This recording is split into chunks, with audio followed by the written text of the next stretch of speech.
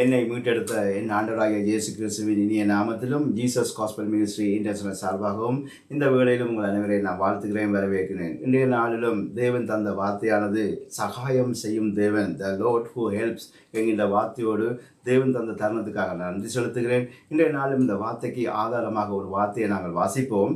எபிரேயர் 13ஆம் அதிகாரத்திலே 6வது வசனம் இப்படியாக நமக்கு கூறுகிறது: நாம் தைரியம் கொண்டு கர்த்தர் எனக்கு சகாயம், நான் பயப்படேன், மனுஷன் எனக்கு என்ன செய்வான். இந்த வார்த்தைகளுக்காக நாங்கள் ஜெபம் செய்வோம். மகத்துவமும் வல்லமை நிறைந்த எங்கள் ஆண்டவராகிய இயேசு கிறிஸ்துவே, இந்த வேலைக்காக நன்றி செலுத்துகிறேன். சகல பிரஸ்தாபங்களை பார்க்கலும் நீங்கள் உங்களுடைய வார்த்தையை மகிமைப்படுத்தியிருக்கீங்கள். அதுக்கான கூடான கோடி சோஸ்திரம் ஆண்டவரே. இந்த வார்த்தைகள் ஆண்டவரே எல்லா இடங்களிலும் கடந்து சென்று 30, 60, 100 பலம் தரக்கூடியதாக நீங்கள் உதவி செய்வீங்களாக. உங்களுடைய அபிஷேகத்தின் வல்லமை இந்த வார்த்தைகளோடு கடந்து செல்வதாக, கேட்கின்ற ஒவ்வொரு பிள்ளைகளையும் ஆசீர்வதிப்பீங்களாக. ஒவ்வொரு உள்ளத்திலேயும் நீங்கள் பேசுவீங்களாக. ஆண்டவர் தாமே ஒவ்வொரு பிள்ளைகளுடைய வாழ்க்கையை நீங்கள் ஆசீர்வதித்து மாற்றுவீங்களாக. அதை நீங்கள் செய்ய போகிறதுக்காக நன்றி தகப்பனே. தேவன் அனுப்புகிற இந்த வார்த்தைகள் ஆண்டவரை ஒவ்வொரு ஆத்மாக்களுடைய நோய்களையும் குணமாக்கி ஆண்டவரை விடுதலாக்கும்படியாக ஒப்புக் கொடுக்கிறேன். அதை நீங்கள் செய்ய போறதுக்காக நன்றி தகப்பனே. இந்த வார்த்தைகள் ஆண்டவரை மிகுந்த ஒரு ஆசீர்வாதம் பெற்றதாக, அமரத்தக்கதாக தேவன் உதவி செய்வீங்களாக. அதை நீங்க செய்ய போறதுக்காக நன்றி தகப்பனே. கூட இருந்து வழியெடுத்துங்க, ஆசீர்வதிங்க, பலப்படுத்துங்க. வார்த்தையை கொடுக்குற அடியனோடு கூட இருங்க, வார்த்தையை வாசிக்கிற மகளோடு கூட இருப்பீங்களாக. இந்த இடம் முழுவதும் தேவ பிரசன்னம் ஒன்றை ஆளுக செய்வதாக இயேசுவின் நாமத்திலே ஒப்புக் கொடுத்து ஜெபிக்கிறேன் நல்ல பிதாவே, ஆமென். மீண்டுமாக இந்த வார்த்தையை வாசிப்போம். எபிரேயர் 13:6. நாம் தைரியம் கொண்டு கர்த்தர் எனக்கு சகாயம், நான் பயப்படேன், மனுஷன் எனக்கு என்ன செய்வான். முதலாவது அங்கே வேதம் சொல்வது, நாங்கள் செய்ய வேண்டிய ஒரே ஒரு காரியம், நாம் தைரியம் கொண்டு, வி சே வித் கான்ஃபிடன்ஸ். எல்லா காரியத்துக்கும் நாங்கள் தைரியம் கொள்ள வேணும். ஏனென்று சொன்னால் ஆண்டவர் எங்களோடு இருக்கிறார் என்கின்ற ஒரு தைரியம் எங்களுக்கு வேண்டும் என்று அங்கே வேதம் சொல்லுது. நாம் தைரியம் கொண்டு, அதாவது அதனுடைய இன்னொரு மொழியாக்கம் சொல்லப்படுது, நாம் ஆறுதலுடன், உற்சாகமாக, நம்பிக்கையுடன், தைரியமாக சொல்லுவோமா என்று சொல்லப்படுகிறது. எப்படி அங்கே த லார்ட் இஸ் மை ஹெல்ப்பர், கர்த்தர் எனக்கு சகாயர் என்று சொல்லப்படுகிறதையும், த லார்ட் இஸ் மை சப்ளிமெண்ட் என்று சொல்லப்படுது, கர்த்தரின் துணை என்று சொல்லப்படுவதை நாங்கள் பார்க்கின்றோம். எந்த வேளையிலும் நாங்கள் தைரியம் கொண்டு, கர்த்தர் எனக்கு சகாய, கர்த்தர் எனக்கு எப்போவுமே உதவி செய்கிறவர், அவர் என்னோடு கூட இருக்கிறவர், அவர் எனக்கு துணை நிற்கிறவர் என்று சொல்லி நாங்கள் கான்ஃபிடென்ஸாக, தைரியமாக சொல்ல வேண்டும் என்று சொல்லி அங்கே வேதம் சொல்லுகிறதை நாங்கள் பார்க்கின்றோம். அது மட்டுமில்லாமல் நான் பயப்படேன் என்று அங்கே சொல்லப்படுகிறது. ஐ வில் நாட் பி எஃப்ரைட் என்று சொல்லப்படுறது. நான் அச்சப்பட மாட்டேன், எந்த காரியத்தை குறித்தும் நான் அச்சப்பட மாட்டேன் என்று சொல்லுகிறதையும், I will not be terrified என்று சொல்லப்படுது. திகில் அடைய மாட்டேன், எந்த சூழ்நிலையிலும் என்னதான் பிரச்சனைகள் வந்தாலும் நான் திகில் அடைய மாட்டேன், பயப்பட மாட்டேன், அச்சப்பட மாட்டேன். ஏனென்று சொன்னால் கர்த்தர் எனக்கு சகாயராக இருக்கிறபடினாலே, அவர் எனக்கு துணையாளராக இருக்கிறபடினாலே நான் எதை குறித்தும் பயப்பட மாட்டேன், அவர் என்னோடு எப்பவும் இருக்கிறார் என்று சொல்லி ஒரு அறிக்கையை சொல்லும்படியாக அங்கே வேதம் சொல்லுகிறதை நாங்கள் பார்க்கிறோம். அது மட்டுமல்லாமல் அப்படி நாங்கள் அறிக்கை செய்து கர்த்தர் என்னோடு இருக்கிறார் என்று சொல்லும்போது அங்கே வேதம் கேட்கிறது, மனுஷன் எனக்கு என்ன செய்வான் என்று சொல்லுகிறதை நாங்கள் பார்க்கின்றோம். அங்கே வேதம் சாதாரணமாக சொல்லவில்லை. இந்த மனுஷரை குறித்து அங்கே வேதம் சொல்லும்போது சாதாரணமாக சாகின்ற மனிதர்கள் என்ன செய்ய முடியும் என்று சொல்லி இன்னும் ஒரு மொழியாக்கம் அங்கே இருக்கிறதை நான் பார்த்தேன். அப்போது நாங்கள் தேவனுக்குள்ளே மரிக்கிற பிள்ளைகள், நாங்கள் ஆண்டவருடைய பிள்ளைகள், கர்த்தருக்குள் மரிக்கிற பிள்ளைகளாக இருக்கிறபடினால நாங்கள் தைரியம் கொள்ளலாம். சாதாரணமாக மரிக்கின்ற மனுஷர்கள், கர்த்தருக்குள்ளே இல்லாதவர்கள் அங்கே எங்களுக்கு என்ன செய்ய முடியும் என்று சொல்லி அங்கே ஒரு மொழியாக்கம் சொல்வதை நாங்கள் பார்க்கின்றோம். அப்போ நாங்கள் தேவனுக்குள்ளே மரிப்போம் என்கின்ற ஒரு விசுவாசம், என் இயேசு என்னோடு கூட இருக்கிறார் என்கின்ற விசுவாசம், அவர் எனக்கு சகாயர், அவர் எனக்கு துணையாளர், அதனாலே நான் எதுக்குமே அச்சப்பட மாட்டேன், பயப்பட மாட்டேன் என்று சொல்லி நான் என்னை குறித்து நான் அறிக்கை செய்தவனமாக இருக்க வேண்டும் என்று சொல்லி அங்கே வேதம் சொல்வதை நாங்கள் பார்க்கின்றோம். மீண்டும் அந்த வார்த்தையை நான் வாசிக்கிறேன். எபிரேயர் 13:6. நாம் தைரியம் கொண்டு, கர்த்தர் எனக்கு சகாயர், நான் பயப்படேன், மனுஷன் எனக்கு என்ன செய்வான். உலகத்தில் இருக்கிற மனுஷர்களுக்கோ அல்லது கர்த்தருக்குள்ளே ஒழுங்காக இல்லாத இருக்கிற மனுஷருக்கோ நாங்கள் பயப்பட தேவையில்லை. நான் தேவனுடைய பிள்ளையாக இருந்தால் எதுக்குமே அச்சப்படக்கூடாதுன்னு சொல்லி அங்கே வேதம் சொல்லுகிறதை நாங்கள் பார்க்கின்றோம். அது மட்டுமில்லாமல் சங்கீதம் 10:14 வேதம் இப்படியாக சொல்லுகிறது, திக்கற்ற பிள்ளைகளுக்கு சகாயர் நீரே. இங்கே வேதம் சொல்றது திக்கற்ற பிள்ளைகளுக்கு சகாயர் நீரே என்று சொல்லப்படுறது. அதாவது தந்தை இல்லாதவர்களுக்கு உதவி செய்பவர் கர்த்தர் என்று சொல்லி அங்கே சொல்லப்படுவதை நாங்கள் பார்க்கின்றோம். உலகத்திலே ஒரு பிள்ளை தகப்பன் இல்லாமல் வாழுவது எவ்வளவு கடினம் என்று சொல்லி அங்கே வேதம் கற்றுத்தருகிறதை நாங்கள் பார்க்கின்றோம். திக்கற்ற பிள்ளைகள் அம்மா இப்படித்தான் இருந்தாலும் அங்கே அப்பா இருக்கிறது போல வராது என்று சொல்லி அங்கே வேதம் சொல்வதை நாங்கள் பார்க்கின்றோம். அப்போ அங்கே ஆண்டவராகிய இயேசு கிறிஸ்து உண்மை உள்ள தகப்பனாக, உலகத்திலே வாழ வைக்கிற தகப்பனாக, ஒரு தேவாதி தேவனாக அவர் தகப்பன் ஸ்தானத்திலிருந்து அவர் அங்கே என்ன செய்கிறார் என்று சொன்னால் திக்கெட்ட பிள்ளைகளுக்கு சகாயர் நீரே என்று அங்கே வேதம் சொல்வதை நாங்கள் பார்க்கிறோம். அவர் எப்பவுமே எங்கள் பக்கத்திலே இருந்து சகாயம் செய்கிற தேவனாக, உதவி செய்கிற தேவனாக, துணையாளராக எங்களுக்கு பக்கத்தில் இருக்கிறாராம். அதனாலே நாங்கள் தைரியம் கொண்டு அச்சப்பட தேவையில்லை, இந்த மனுஷர்கள் எங்களுக்கு என்ன செய்வார்கள் சொல்லி அங்கே வேதம் சொல்லுவதை நாங்கள் பார்க்கின்றோம். அது மட்டும் இல்லாமல் சங்கீதம் 54:4 வேதம் இப்படியாக சொல்லுகிறது, தேவன் எனக்கு சகாயர், ஆண்டவர் என் ஆத்துமாவை ஆதரிக்கிறவர்களோட இருக்கிறார். இங்கே கவனித்து பாருங்கள், அங்கே தேவன் எனக்கு சகாயர், ஆண்டவர் எனக்கு துணை செய்கிறவர், உதவி செய்கிறவர், தயவு செய்கிறவர், கிருபை காண்பிக்கிறவர். அதனாலே ஆண்டவர் என் ஆத்துமாவை ஆதரிக்கிறவர்களோட இருக்கிறாராம். எந்த மனுஷர்கள் எல்லாம் ஒவ்வொருவருடைய தேவனுடைய பிள்ளைகளுடைய ஆத்துமாக்களை ஆதரிக்கிறார்களோ, அன்பு செலுத்துகிறார்களோ, கிருபை காண்பிக்கிறார்களோ, அங்கே கருணை காண்பிக்கிறார்களோ அல்லது உதவி செய்கிறார்களோ, அந்த ஆத்துமாக்களுடைய கர்த்தர் இருக்கிறார் என்று சொல்லி அங்கே வேதம் சொல்வதை நாங்கள் பார்க்கின்றோம். அங்கே இன்னொரு மொழியாக்கம் அங்கே சொல்லப்படுறது, கர்த்தர் எனக்கு உதவியாளர், ஆண்டவரின் ஆத்துமாவை தாங்குபவர்களுடன் இருக்கிறாராம். எங்கே ஒரு சபையிலும் சரி, தேவனுடைய பிள்ளைகள் வெளியிலே இருந்தாலும் சரி, ஒரு ஆத்துமாவை இன்னொரு ஆத்துமா தாங்கும் போது அங்கே ஒருவரோடு ஆண்டவர் இருந்து அங்கே பாதுகாக்கிறார், தயவு செய்கிறார், உதவி செய்கிறார், சகாயம் செய்கிறார் என்று சொல்லி அங்கே வேதம் சொல்லுவதை நாங்கள் பார்க்கின்றோம். அது மட்டுமல்லாமல் என் கர்த்தர் எனக்கு உதவி செய்கிறார், அதோடு என் ஆத்துமாவை தொய்ந்து போகாமல் உற்சாகப்படுத்தும் மனுஷர்களுடன் இருக்கிறார், அவர்களுக்கு உதவியும் செய்கிறார்களாம். அப்போ என்னுடைய ஆத்துமாவை அல்லது நான் என்னுடைய தேவனுடைய பிள்ளைகளுடைய ஆத்துமாவை உற்சாகப்படுத்தி கர்த்தருக்குள்ளே உருவாக்கும் போது அந்த ஆத்துமா என்னுடைய ஆத்துமாவோடு ஆண்டவர் இருந்து எனக்கும் உதவி செய்கிறார். நான் யாருக்கு உதவி செய்கிறேனோ அவர்களுக்கும் அங்கே ஆண்டவர் உதவி செய்கிறாராம். அதுதான் அங்கே வேதம் சொல்றது, தேவன் எனக்கு சகாயர். அப்ப தேவன் எனக்கு சகாயர் என்று சொன்னால் என்னோடு இருக்கிற, என்னோடு பழகுகிற எல்லா ஆத்துமாக்களுக்கும் சகாயராக இருக்கிறார்னு சொல்லி அங்கே வேதம் சொல்வதை நாங்கள் பார்க்கின்றோம். இன்றைய நாளிலும் அடுத்த வார்த்தையை நாங்கள் கேட்கும்போது ஆதியாகமம் 24:2 வாசிக்க கேட்போம். ஆபிரகாம் தன் வீட்டிலுள்ளவர்களில் வயதில் மூத்தவனும் தனக்கு உண்டான எல்லாவற்றுக்கும் அதிகாரியுமாகிய தன் ஊழியக்காரனை நோக்கி, இப்பொழுது கவனித்து பாருங்கள், இப்பொழுது இந்த எலியேசர் என்ற ஒரு மனிதனை குறித்து நாங்கள் பார்க்க போகிறோம்.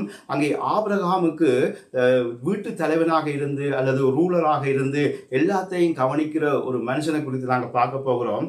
தேவனை நோக்கி விண்ணப்பம் செய்து தானும் சகாயம் பெற்று ஆபிரகாமுக்கும் சகாயம் பெற்றுக் கொடுத்த ஆபிரகாமின் ஊழியக்காரன் எலிசேயர் குறித்து இன்றைய நாளில் நாங்கள் கவனிக்க போகிறோம். அதைத்தான் நாங்கள் வாசித்தோம். அதாவது ஆதியாகமம் 24:2 ஆபிரகாம் தன் வீட்டில் உள்ளவர்களில் வயதில் மூத்தவனும் தனக்கு உண்டான எல்லாவற்றிற்கும் அதிகாரியுமான தன் ஊழியக்காரனை நோக்கி, இந்த எலியேசரை நோக்கி அங்கே ஆபிரகாம் கூறுகிற காரியம் என்னன்னு சொன்னால், இந்த எலியேசரை குறித்து முதலாவது ஒரு சில காரியங்களை சொல்லிவிட்டு அதன் பின்பாக நான் கடந்து செல்கிறேன். எலியேசர் என்று சொன்னால் தேவன் என் துணை. இந்த தேவன் என் துணையும் தேவன் எனக்கு சகாயர் என்பதற்கும் எவ்வளவு பொருத்தமாக இருக்கும் என்பதை குறித்து இன்றைய நாளில் நீங்கள் கவனிக்க போகிறீர்கள். அப்ப இந்த எலியேசர் என்று சொன்னால் தேவன் எனக்கு துணை என்று சொல்லி அங்கே வேதம் சொல்கிறதை நாங்கள் பார்க்கின்றோம். ஆபிரகாம் வீட்டிலே சகலவற்றுக்கும் அதிகாரி. அங்கே வேதம் சொல்றது அவன் முழுவதுமாக அதிகாரி, ரூலர் என்று சொல்லப்படுறது. அவன் சொல்லுகிறது தான் அங்கே நடக்கும் என்பதை குறித்து அங்கே சொல்லுகிறதை நாங்கள் பார்க்கின்றோம். அது மட்டுமில்லாமல் என் வீட்டுக்கு பொறுப்பாளன், அதாவது ஆபிரகாம் சொல்லுகிறான், அவன் என்னுடைய வீட்டுக்கு பொறுப்பாளன், ஸ்டீவர்ட் ஆஃப் மை ஹவுஸ் என்று சொல்லப்படுறது. இதை குறித்து நீங்கள் ஆதியாகமம் 15:2 வாசித்து பாருங்கள், அப்பொழுது உங்களுக்கு புரிந்துவிடும். அந்த வீட்டில் இருக்கிற எல்லாவற்றுக்கும் அவன் பொறுப்பாளி என்று சொல்லி அங்கே ஆபிரகாம் தன்னுடைய அறிக்கையை சொல்லுகிறதை நாங்கள் பார்க்கின்றோம். அது மட்டுமல்லாமல் என் வீட்டின் உரிமையாளராகவும் வாரிசாகவும் இருப்பான்னு சொல்லி அங்கே ஆதியாகமம் 15:2 சொல்லப்படுவதை நாங்கள் பார்க்கலாம்.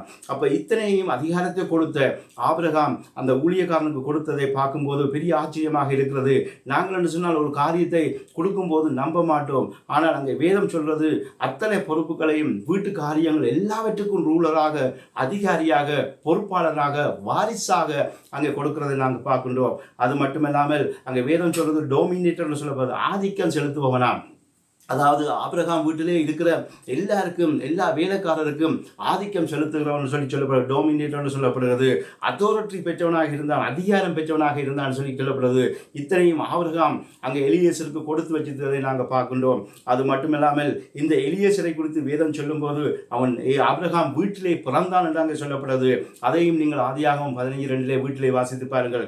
இத்தனை காரியங்களையும் இத்தனை அதிகாரங்களையும் பெற்றவன் தான் இந்த எலியேசர். இப்பொழுது இந்த எலியேசர் அங்கே கடந்து செல்கிற காரியத்தை நாங்கள் பார்க்கும்போது ஆபிரகாம் கொடுத்த அதிகாரத்தோடு அவன் தன்னுடைய காரியங்களை செய்ய பார்க்கும்போது வாசிக்க கேட்போம். ஆதியாகமம் 24 அதிகாரத்திலே 4 வசனமும் 9 வசனமும் இப்படியாக சொல்லுகிறது, நீ என் தேசத்துக்கும் என் இனத்தாடத்துக்கும் போய் என் குமாரனாகிய ஈசாக்குக்கு பெண் கொள்ளுவேன் என்று வானத்துக்கு தேவனும் பூமிக்கு தேவனுமாகிய கர்த்தர் பேரில் எனக்கு ஆணையிட்டு கொடுக்கும்படிக்கு நீ உன் கையை என் தொடையின் கீழே வை என்றான். அப்பொழுது அந்த ஊழியக்காரன் தன் கையை தன் எஜமானாகிய ஆபிரகாமுடைய தொடையின் கீழே வைத்து இந்த காரியத்தை குறித்து அவனுக்கு ஆணையிட்டு கொடுத்தான். இப்பொழுது கவனித்து பாருங்கள், இந்த ஆபிரகாம் அங்கே எலியேசருக்கு ஒரு கட்டளை கொடுக்கிறான், அதாவது ஒரு உதவியை கேட்கிறான்னு நாங்கள் பார்க்கின்றோம். நாங்கள் ஆண்டவரிடத்திலே எப்படி உதவியை கேட்கிறோமோ, ஒரு சகாயம் கேட்கிறோமோ, இப்பொழுது ஆபிரகாம் அந்த ஊழியக்காரன் எலியேசரை நோக்கி அங்கே சொல்லுகிற காரியம், அங்கே தன்னுடைய இனத்துக்கு போக வேணும், அங்கே தன்னுடைய மகனுக்கு பெண் பார்க்க வேணும்னு சொல்லி அங்கே சொல்லுகிறதை நாங்கள் பார்க்கின்றோம்.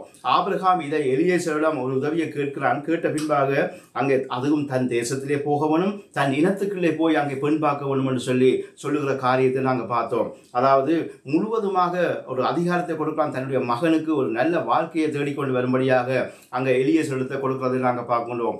எவ்வளவு நம்பிக்கை உள்ள தகப்பனாக அங்கே தன்னுடைய மகனுக்கு பெண் பார்க்கும்படியாக அனுப்புறதை நாங்கள் பார்க்கும்போது ஆச்சரியமாக இருக்கிறது.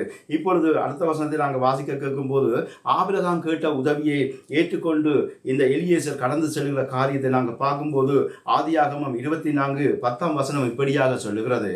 பின்பு அந்த ஊழியக்காரன் தன் எஜமானுடைய ஒட்டகங்களில் 10 ஒட்டகங்களை தன்னுடனே கொண்டு போனான். தன் எஜமானுடைய சகலவித உச்சிதமான பொருள்களும் அவன் கையில் இருந்தன.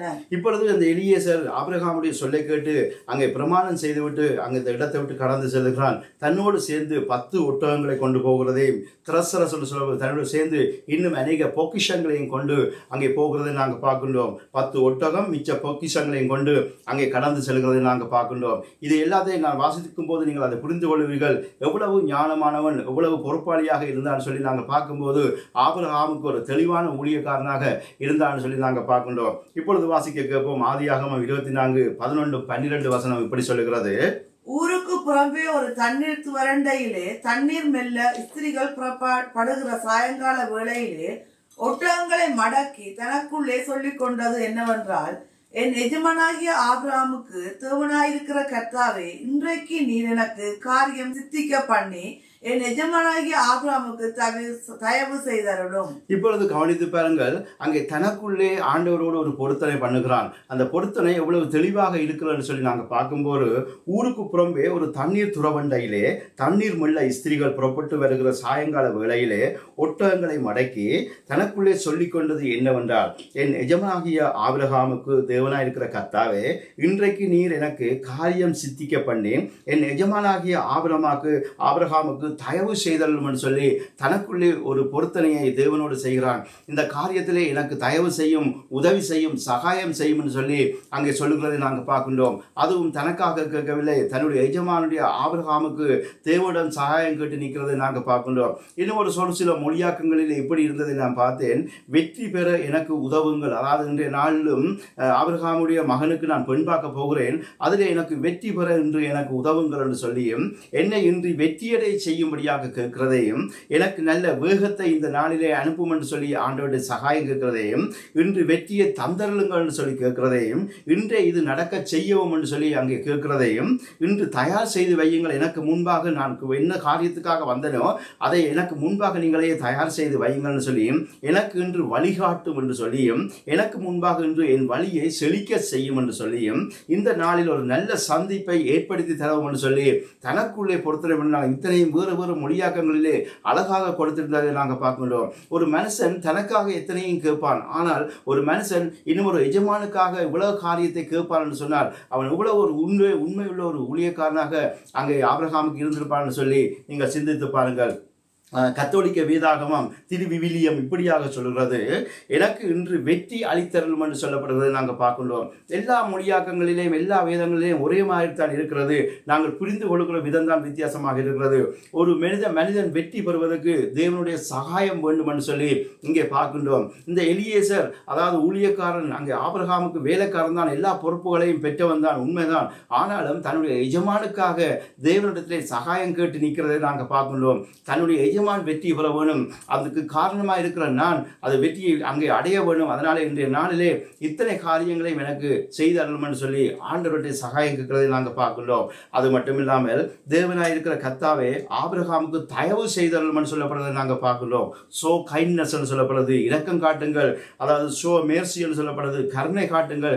எல்லாம் அங்கே சகாயத்தை தான் குறிக்கிறது, அங்கே உதவியைத்தான் குறிக்கிறது, துணையைத்தான் குறிக்கிறது. இப்படிப்பட்ட காரியங்களை அங்கே ஆபிரகாமுக்கு செய்யுங்கள் என்று சொல்லி தேவனாய் இருக்கிற கர்த்தாவே ஆபிரகாமுக்கு தயவு செய்தருளும்னு சொல்லி அங்கே கேட்கிறதை நாங்கள் பார்க்கின்றோம். இதை கேட்டது தனக்கு அல்ல, தன்னுடைய எஜமானுக்கு அங்கே கேட்கிறதை நாங்கள் பார்க்கின்றோம். உண்மை ஊழியக்காரன் மற்றவர்களுக்காக தேவனிடத்திலே சகாயம் கேட்டு நிற்பான், உதவி கேட்டு நிற்பான், அவர்களுக்காக ஜெபம் பண்ணுவான்.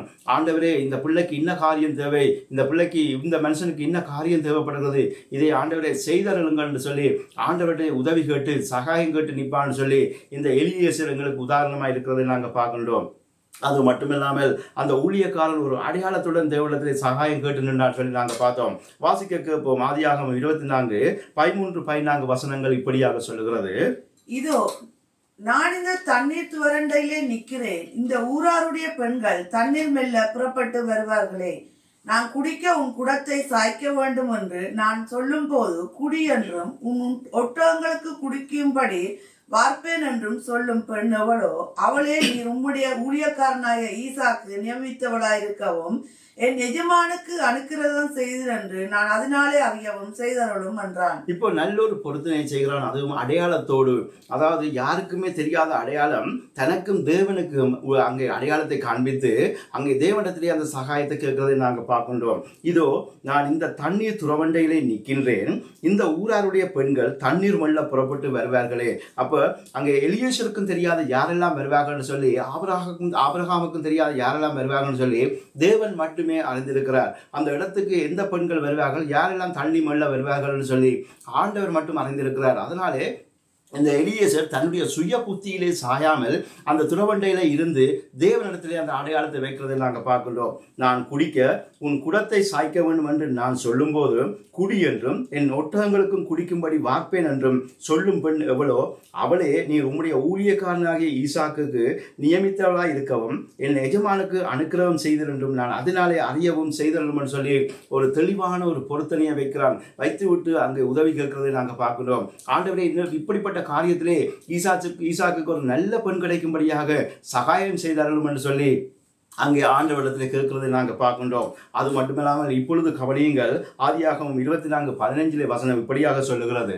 அவன் இப்படி சொல்லி முடிக்கும் முன்னே இதோ ஆபிரகாமுடைய சகோதரனாகிய நாகோரின் மனைவி மில்காளுடைய குமாரனாயிருக்கிற பெத்துவேலுக்கு பிறந்த ரெபேக்காள் குடத்தை தோள் மேல் வைத்துக் கொண்டு புறப்பட்டு வந்தாள். இப்பொழுது அடையாளத்தை தேவனிடத்திலே சொல்லி முடித்த பிற்பாடு அங்கே அந்த இடத்துக்கு ரெபேக்காள் வருகிறதை நாங்கள் பார்க்கின்றோம். இந்த ரெபேக்காளை அங்கே காண்கின்ற எலியேசர் என்ன செய்கிறான்னு சொல்லி நாங்கள் பார்க்கும்போது அங்கே அடுத்த வசனம் சொல்லுகிறது 24:16 அந்த பெண் மகா ரூபவதியும் புருஷனை அறியாத கன்னிகையுமாய் இருந்தாள். அவள் துறவில் இறங்கி தன் குடத்தை நிரப்பிக் கொண்டு ஏறி வந்தாள். இப்பொழுது அந்த ரெபேக்காள் என்ன செய்கிறான்னு சொன்னால் தனக்கு தேவையான தண்ணீரை அங்கே எடுத்துக்கொண்டு வருகிறாள். அது மட்டுமில்லாமல் அங்கே முதலாவது ஒரு அடையாளத்தை வைக்கிறாள். இந்த ஊழியக்காரன் தேவனிடத்தில் கொடுத்த அடையாளம் தனக்கும் ஒட்டகங்களுக்கும் குடிக்க தண்ணி கொடுக்க வேண்டும் என்று சொல்லி தான் அங்கே கேட்கிறதை நாங்கள் பார்க்கின்றோம். ஆனால் இந்த பெண் வருகிறாள், இந்த ரெபேக்காள் வருகிறாள், தனக்கு தேவையான வீட்டுக்கு தேவையான தண்ணீரை மட்டும் அங்கே கொண்டு வருகிறதை நாங்கள் பார்க்கின்றோம். ஆண்டவர் காண்பிக்கும் இந்த பெண் ரெபேக்காள் என்று சொல்லி அங்கே எலியேசர் பார்க்கின்றான். எலியேசர் கேட்காததே தேவன் அங்கே காண்பிக்கிறதை நாங்கள் பார்க்கின்றோம். என்னத்தை காண்பிக்கிறான்னு சொல்லி நாங்கள் பார்க்கும்போது அதே 24:16 வேதம் சொல்லுது, அந்த பெண் மகா ரூபவதியும் புருஷனை அறியாத கன்னிகையுமாய் இருந்தாலும் சொல்லப்படுறதை நாங்கள் பார்க்கின்றோம். எலியேசர் கேட்ட அடையாளம் வேறு, இங்கே ஆண்டவர் காண்பிக்கின்ற அடையாளம் வேறு. அங்கே வேதம் சொல்லுது மகா ரூபவதி, அது மட்டுமில்லாமல் புருஷனை அறியாத கன்னிகை என்று சொல்லப்படுகிறது. இது முதலாவது ஒரு கணவனுக்கு கிடைக்கிறது முதல் பொக்கிஷமாக இருக்கிறதுன்னு சொல்லி அங்கே எலியேசருக்கு அறியவில்லை. ஆனால் தேவன் அறிந்திருந்தார் அந்த ஈசாக்குக்கு எப்படிப்பட்ட பெண் தேவை என்று சொல்லி அங்கே ஆண்டவர் அறிந்திருக்கிறதை நாங்கள் பார்க்கின்றோம். முதலாவது மகா ரூபவதி, நல்லொரு அழகான பெண்ணாக இருக்க வேண்டும். அங்கே வேதம் சொல்வது very beautiful and attractive, chaste and modest and unmarried girl என்று சொல்லப்படுறது. அங்கே திருமணம் ஆகாதவளும், அதாவது மிகவும் அழகானவள், கவர்ச்சியானவள், கற்புள்ளவள், அதோடு அடக்கமானவள், அது மட்டுமல்லாமல் திருமணம் ஆகாதவள். இது எலியேசர் கேட்காத ஒரு அடையாளமாக அங்கே வேதத்திலே ஆண்டவர் காண்பிக்கிறதை நாங்கள் பார்க்கின்றோம். இது எல்லாம் எலியேசர் தேவனிடத்தில் கேட்காவிட்டாலும் அங்கே ஆண்டவர் முதலாவதாக காண்பிக்கின்ற காரியம், எலியேசர் கேட்ட அடையாளத்தை விட முதலாவது காண்பிக்கின்ற அடையாளம் எங்களுக்கு என்னன்னு சொன்னார், எங்களுக்கு என்ன தேவை என்பதை தேவன் அறிந்திருக்கிறார். எலியேசர் அறியவில்லை, ஈசாக்குக்கு என்ன தேவை என்பதை ஆண்டவர் முதலாவது அறிந்திருந்தார். அங்கே மகா ரூபவதி, புருஷனை அறியாத கன்னிகையாக இருக்கவனும், மிகவும் அழகானவளாக இருக்கவனும், கவர்ச்சியானவளாக இருக்கவனும், கற்புள்ளவளாக இருக்கவனும், அடக்கமுள்ளவளாக இருக்கவனும், அது மட்டுமில்லாமல் திருமணம் ஆகாத பெண்ணாக இருக்கவனும், கன்னிகையாக இருக்கவனும் சொல்லி அங்கே வேதம் சொல்வதை நாங்கள் பார்க்கின்றோம். இத்தனையும் ஆண்டவர் ஒழுங்குபடுத்தி விட்டு இப்பொழுது அங்கே வேதம் சொல்வது இந்த ஆபிரகாம் ஊழியக்காரன் எலியேசர் செய்கிறதை நாங்கள் பார்க்கும்போது ஆதியாகமம் 24:17-18 வசனங்கள் இப்படியாக சொல்லுகிறது. அப்பொழுது அந்த ஊழியக்காரன் அவளுக்கு எதிர்கொண்டோடி, உன் குடத்தில் இருக்கிற தண்ணீரில் கொஞ்சம் குடிக்க தர வேண்டும் என்றான்.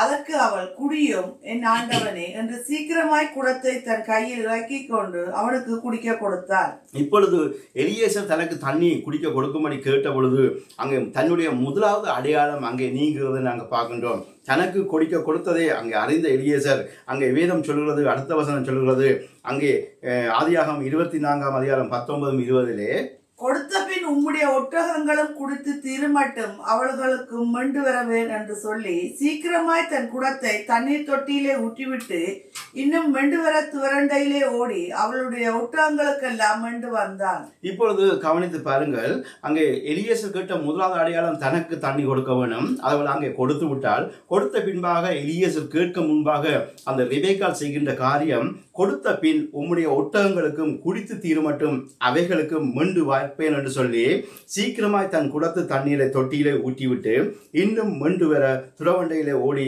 அவனுடைய ஒட்டகங்களுக்கெல்லாம் மொண்டு வார்த்தாள் என்று சொல்லி அங்கே வேதம் சொல்வதை நாங்கள் பார்க்கின்றோம். இதில் கவனித்து பாருங்கள், தன்னுடைய இரண்டாவது காரியமும் அங்கே நிறைவேறுகிறதை அங்கே எலியேசர் காண்கிறதை நாங்கள் பார்க்கின்றோம். இங்கே கவனித்து பாருங்கள், 10 ஒட்டகங்களுக்கு தண்ணி வாக்குறான்னு சொல்லி அங்கே வேதம் சொல்வதை நாங்கள் பார்க்கின்றோம். உம்முடைய ஒட்டகங்களுக்கு தண்ணி வாய்ப்புன்னு சொல்லி அங்கே சொல்லுகிறதை நாங்கள் பார்க்கின்றோம்.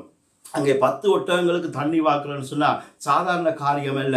ஒரு ஒட்டகம் 200 லிட்டர் தண்ணி 15 நிமிடங்களிலே குடித்து முடிக்குமாம். அப்போ சிந்திச்சு பாருங்கள், 15 நிமிஷத்திலே 200 லிட்டர் தண்ணி குடிக்கிற ஒட்டகங்களுக்கு அங்கே வாக்கும்போது அவள் மொத்தமாக 2000 லிட்டர் தண்ணியை அந்த ஒட்டகங்களுக்கு வாக்குறதை நாங்கள் பார்க்கின்றோம். இந்த 2000 லிட்டர் தண்ணியையும் சாதாரணமாக கிணற்றிலே இருந்து அள்ளி அங்கே அவள் கொடுக்க முடியாது, எவ்வளவோ கடினமான காரியம்.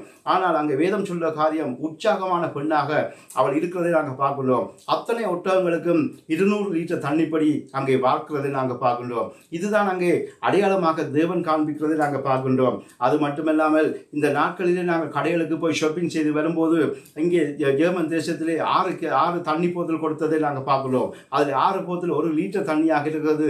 6 லிட்டர் தண்ணியை நாங்கள் எடுத்துக்கொண்டு வரும்போது பொதும் பேர் நாங்கள் என்ன சொல்கிறோம், நீ தூக்கு நான் தூக்குன்னு சொல்லி எங்களுக்குள்ளேயே வாக்குவாதம் இருக்கிறது. ஆனால் இவர் தனியாக அங்கே எலியேசரும் உதவி செய்யவில்லை.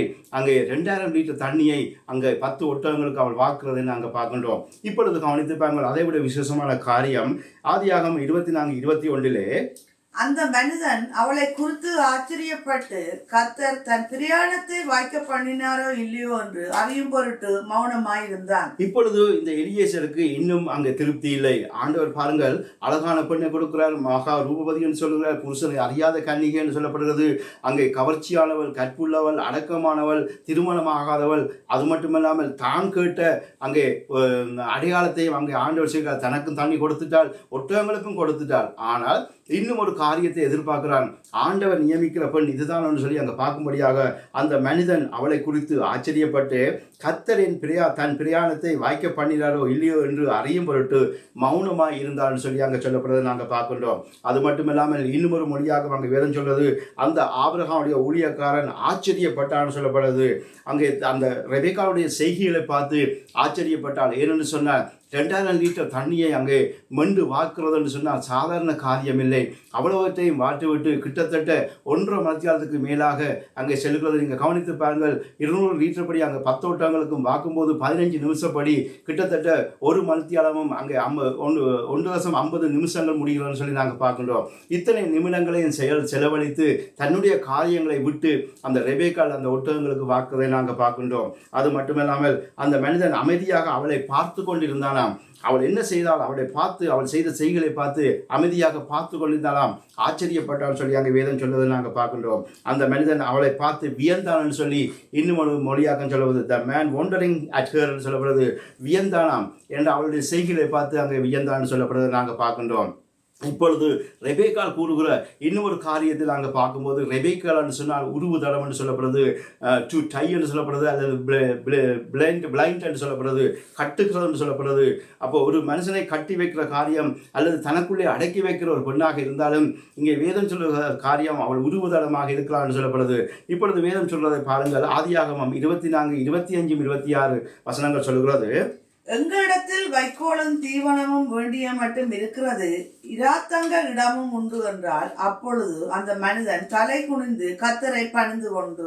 இப்பொழுது கவனித்து பாருங்கள், இது எலியேசர் கேட்காத காரியம். அங்கே வேதம் சொல்றது, ரெபேக்கால் சொல்லுகிற காரியம், எங்களிடத்திலே வைக்கோலும் தீவனமும் வேண்டிய மட்டும் இருக்கிறது, இராத்தங்க இடமும் உண்டு என்று சொல்லி அங்கே கேட்கிறதை நாங்கள் பார்க்கணும்.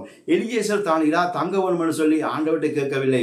ஆனாலும் அங்கே தேவன் அவருடைய உள்ளத்திலே, அந்த ரெபேக்காவுடைய உள்ளத்திலே இருந்து நன்மையான காரியங்களை அதாவது ஒரு பண்புள்ள காரியங்களை தேவன் அங்கே பேசுகிறதை நாங்கள் பார்க்கின்றோம். ஒட்டகங்களுக்கு கொடுக்கிறது மட்டுமில்லாமல் எலியேசருக்கு தண்ணி கொடுத்தது மட்டுமில்லாமல் இங்கே தங்குறதுக்கு இடமும் இருக்கு, உங்களுடைய ஒட்டகங்களுக்கு வைக்கோலும் தீவனங்களும் உண்டு என்று சொல்லப்படுகிறதை நாங்கள் பார்க்கணும். இத்தனை காரியமும் ஒரு பண்புள்ள ஒரு பெண்ணால் தான் முடியும், பேச முடியும் என்று சொல்லி அங்கே காண்பிக்கிறதை நாங்கள் பார்க்கின்றோம். சாதாரண பெண்களால் இது பேச முடியாது. எப்படித்தான் நாங்கள் அந்நிய பாஷைகளை பேசினாலும், அபிஷேகங்களை பெற்றிருந்தாலும், தேவனுடைய வார்த்தைகளை கற்றிருந்தாலும், அல்ல தேவனை எவ்வளவுதான் அறிந்திருந்தாலும், இப்படிப்பட்ட பண்புள்ள குணங்களை நாங்கள் அறிந்து வைத்திருக்க, எப்படி ஒரு காரியத்தை பேச வேண்டும் அல்லது தேவன் என்ன காரியத்தை பேச விரும்புகிறார் என்று சொல்லி நாங்கள் பேசும்போது அதில் மிகுந்த ஆசீர்வாதங்கள் உண்டு என்று சொல்லி அங்கே வேதம் காண்பிக்கிறதை நாங்கள் பார்க்கின்றோம். இந்த ரெபேக்காலும் அதைத்தான் நாங்கள் செய்கிறதை நாங்கள் பார்க்கின்றோம். இப்பொழுது தீவனம் எல்லாம் இருக்குன்னு சொன்ன உடனே அப்பொழுது எலியேசர் செய்கிற காரியம், அப்பொழுது அந்த மனிதன் தலை குனிந்து கர்த்தரை பணிந்து கொண்டான்னு சொல்லி பார்க்கிறோம். ஏனென்று சொன்னால் தான் கேட்காத காரியங்களையே ஆண்டவர் தனக்கு அடையாளமாக இந்த ரெபேக்கால் மூலமாக செய்கிறதை பார்த்து, கர்த்தருடைய சகாயத்தை பார்த்து, கர்த்தருடைய உதவியை பார்த்து, கர்த்தருடைய கருணை, அங்கே கர்த்தருடைய துணையை பார்த்து அவன் தன்னை குறித்து வெட்கப்பட்டு தன்னை குடியினரை நாங்கள் பார்க்கின்றோம். இதுதான் தேவன் செய்கின்ற காரியம். நாம் தேவனிடத்திலே உதவி கேட்கும் போது எங்களுடைய புத்திக்கு அல்லது எங்களுடைய சிந்தைக்கு என்ன தோன்றுகிறதோ அதை மட்டும்தான் கேட்போம். ஆனால் தேவனுக்கு மட்டும்தான் தெரியும் நாங்கள் என்னத்தை கேட்க வேண்டும் அல்லது எங்களுக்கு என்னத்தை செய்ய வேண்டும் என்று சொல்லி தேவன் சகலவற்றையும் அறிந்திருக்கிறார். அதனாலே பிள்ளைகளை நாங்கள் தைரியமாக அங்கே தேவனிடத்திலே உதவி கேட்கும் போது எங்களுக்கு என்ன தேவை என்று நாங்கள் கேட்கின்றோம், அது உண்மைதான். ஏன்னா எங்களோட புத்திக்கு அதுதான் வருகிறது, எங்களுடைய இருதயத்தின் சிந்தையிலே அதுதான் வருகிறது. எலியேசருக்குள்ளே அந்த சிந்தை வந்தது, ஒட்டகங்களுக்கும் தண்ணி வாக்க வேண்டும், எனக்கும் தண்ணி கொடுக்க வேண்டும், அவ்வளவுதான் அங்கே கேட்ட காரியம். அந்த பெண் தான் எனக்கு தேவைன்னு சொல்லி அங்கே கேட்டதை நாங்கள் பார்க்கின்றோம். ஆனால் தேவன் காண்பித்த காரியங்கள் வேறு விதமாக இருக்கிறதை நாங்கள் பார்க்கின்றோம். ஏனென்று சொன்னால் அத்தனை காரியமும் ஒரு கணவனுக்கு தேவை, அந்த ஈசாக்குக்கு தேவை என்பதை தேவன் அறிந்திருந்தால், குணசாலியான விஸ்திரி, அதாவது 2000 ஒட்டகங்களுக்கு தண்ணி வாக்குற ஒரு பெண் வீட்டுக்கு விருந்தாளிகள் வந்தால் எப்படி கவனிப்பாள் என்று சொல்லி சிந்தித்து பாருங்கள். இதைத்தான் அங்கே ஆண்டவர் காண்பிக்கிறார். இதுதான் முக்கியமான காரியமாக இருக்கிறது. ஒரு விருந்தாளிகளை நாங்கள் அவதானிக்கிற குணம் அல்லது எப்படி அவர்களை அனுசரிக்கிற குணங்களை இந்த ரெபேக்காலிருந்து கற்றுக்கொள்ள வேண்டும். சாதாரண மிருகமாகிய கழுதைக்கே அங்கே ஒட்டகங்களுக்கு தண்ணியை இவ்வளவு தண்ணி 2000 லிட்டர் தண்ணியை வார்ப்பாள் என்று சொன்னால் மிகுதி காரியங்கள் எவ்வளவு அவள் ஆசீர்வாதமாக செய்வாள், எவ்வளவு பண்புள்ளவளாக இருந்து செய்வாள்னு சொல்லி சிந்தித்து பாருங்கள். இப்பொழுது தேவன் செய்த காரியத்தை நாங்கள் பார்க்கும்போது, நீர் அந்த எலியேசர் கேட்ட அடையாளம், நீர் எனக்கு காரியம் சித்திக்க பண்ணும் என்று கேட்டதையும், ஆபிரகாமுக்கு தயவு செய்தருளும் என்று கேட்டதையும், குடி என்றும் ஒட்டகங்களுக்கும் குடிக்கும்படி பார்ப்பேன் என்று சொல்லும் பெண் என்று சொல்லி 3 அடையாளங்களை கேட்டதை நாங்கள் பார்க்கின்றோம். இப்பொழுது தேவன் கொடுத்த அடையாளம் என்ன, தேவன் செய்த சகாயம் என்ன, தேவன் செய்த உதவி என்னன்னு சொல்லி நாங்கள் பார்க்கும்போது, மகா ரூபதியான ஒரு பெண்ணை கொடுக்கிறார், அழகானவள் என்று சொல்லி ஒரு பெண்ணை கொடுக்கிறார், கவர்ச்சியானவள் என்று சொல்லி ஒரு பெண்ணை கொடுக்கிறார், கற்புள்ள ஒரு பெண்ணை கொடுக்கிறார், அடக்கமான ஒரு பெண்ணை கொடுக்கிறார், திருமணம் ஆகாத ஒரு பெண்ணை கொடுக்கிறார், புருஷனை அறியாத கன்னிகையை கொடுக்கிறார். அங்கே ஊழியக்காரனுக்கு தண்ணி கொடுக்கும் பெண் என்று சொல்லி அதை பார்த்தோம், ஒட்டகங்களுக்கு தண்ணி கொடுக்கும் பெண் என்று சொல்லி நாங்கள் பார்த்தோம், வைக்கோலும் தீவனமும் உண்டு சொல்லி சொல்லுகிற பெண்ணை பார்த்தோம், தங்க இடமும் என்று சொல்லி இடமும் உண்டு என்று சொல்லி அங்கே கர்த்தர் காண்பிக்கிறதை நாங்கள் பார்க்கின்றோம். இத்தனை காரியங்கள், இத்தனை 11 காரியங்களையும் தேவன் கொடுக்கிறதை நாங்கள் பார்க்கின்றோம். இதுதான் தேவன் செய்கின்ற சகாயமாக இருக்கிறது. ஒரு மனுஷன் கேட்கின்ற காரியத்துக்கு மேலாக ஆண்டவர் செய்கிற காரியம் இதுதான் இதுக்கு நாங்கள் செய்ய வேண்டிய ஒரே ஒரு காரியம். இந்த எலியேசர் ஆபிரகாம் தன்னுடைய எஜமானுக்கு எப்படி உண்மை உள்ள ஒரு ஊழியக்காரனாக இருந்தானோ அதே போல எங்களுடைய எஜமானாகிய ஆண்டவராகிய இயேசு கிறிஸ்து நாங்கள் உண்மை உள்ள பிள்ளைகளாக இருப்போம் என்று சொன்னால் நாங்கள் கேட்கின்ற சகாயம் என்ன தேவையோ என்ன உதவி தேவையோ அதை கேட்கும்போது ஆண்டவர் நிச்சயமாக இந்த எலியேசருக்கு செய்த காரியத்தை எங்களுக்கும் செய்ய வல்லமுள்ள தேவனாக இருக்கிறார். இதை மட்டும் நாங்கள் மறக்காத வண்ணம் எப்போவுமே இயேசுவுக்கு முன்பாக இயேசுவுக்கு நாங்கள் உண்மை உள்ளவர்களாக இருக்க வேண்டும். மற்றவர்கள் எப்படி இருந்துட்டு போகட்டும், அதை பற்றி எங்களுக்கு கவலை இல்லை. நான் இயேசுவுக்கு முன்பாக நான் உண்மை உள்ளவனா இருக்கிறேனா, தேவனுக்கு பிரியமான பிள்ளையா இருக்கிறான்னு சொல்லித்தான் அங்கே பார்க்க வேணும். ஆபிரகாமுடைய எஜமான் அங்கே எஜமானுக்கு இவ்வளவு நன்மை காரியங்கள் செய்கிற இந்த எலியேசர் எப்படிப்பட்ட ஒரு நல்ல குணம் உள்ள ஒரு மனுஷனாக, ஊழியக்காரனாக, ஒரு ரூலராக, அதிகாரம் பெற்றவனாக, அந்த வீட்டு பொறுப்புகளை முழுவதுமாக நடத்துகிற ஒரு மனுஷனாக இருந்தான்னு சொல்லி நாங்கள் பார்க்கின்றோம்.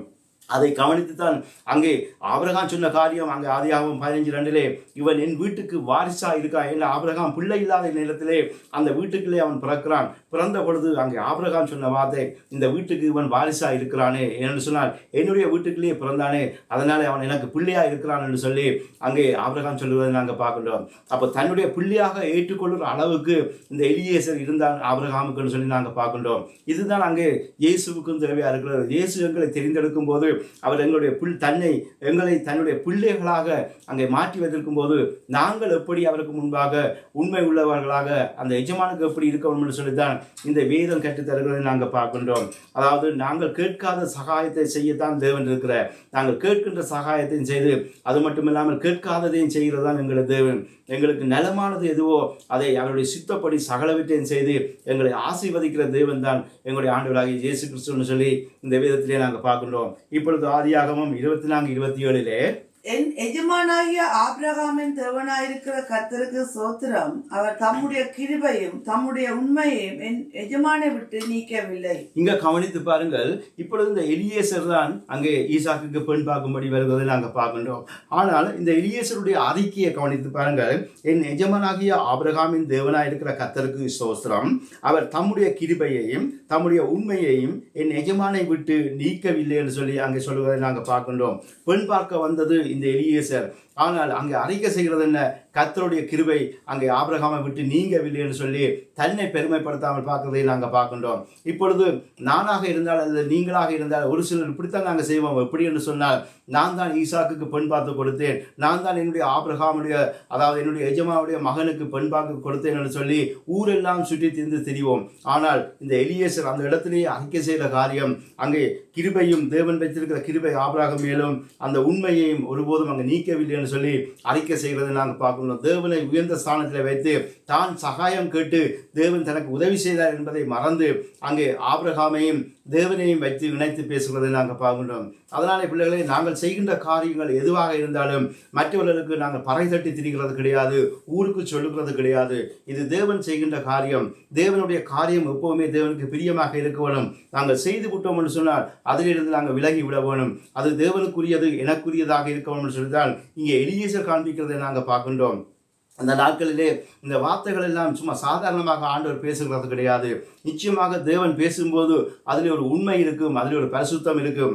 அதைத்தான் தேவன் அங்கே காண்பிக்கிறதை நாங்கள் பார்க்கின்றோம். இப்பொழுது மீண்டுமாக அந்த வார்த்தையை நான் வாசிக்கிறேன். ஆதியாகமம் 24:27 என் எஜமானாகிய ஆபிரகாமின் தேவனாக இருக்கிற கர்த்தருக்கு ஸ்தோத்திரம், அவர் தம்முடைய கிருபையையும் தம்முடைய உண்மையையும் என் எஜமானை விட்டு நீக்கவில்லை என்று சொல்லி தன்னை பெருமைப்படுத்தாமல் தான் ஈசாக்குக்கு பெண் பார்த்தேன், என்னுடைய எஜமானுக்கு பெண் பார்த்தேன் என்று சொல்லி மறந்துவிட்டு இப்பொழுது ஆண்டவரை பெருமைப்படுத்துகிறதை நாங்கள் பார்க்கின்றோம். அதனாலே இந்த எலியேசர் வாழ்ந்தது போல நாங்களும் வாழும்போது தேவன் நிச்சயமாக ஒரு மிகுந்த ஆசீர்வாதங்களை எங்களுடைய தனிப்பட்ட வாழ்க்கையிலையும் குடும்பங்களிலையும் கொண்டு வருவார்.